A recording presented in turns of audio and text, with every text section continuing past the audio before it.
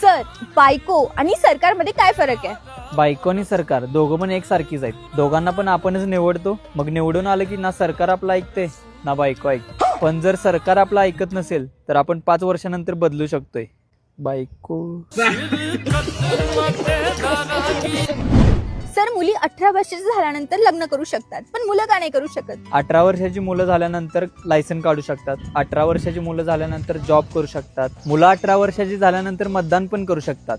याचा अर्थ असा की मुलं 18 वर्षाची झाल्यानंतर देश सांभाळू शकतात, पण बायको नाही. प्रेम आणि लग्न यामध्ये काय फरक आहे? प्रेम म्हणजे बसचा प्रवास, लग्न म्हणजे विमानाचा प्रवास. जास्त त्रास झाला तर तुम्ही बसमधनं उतरू शकता, पण विमानातनं नाही.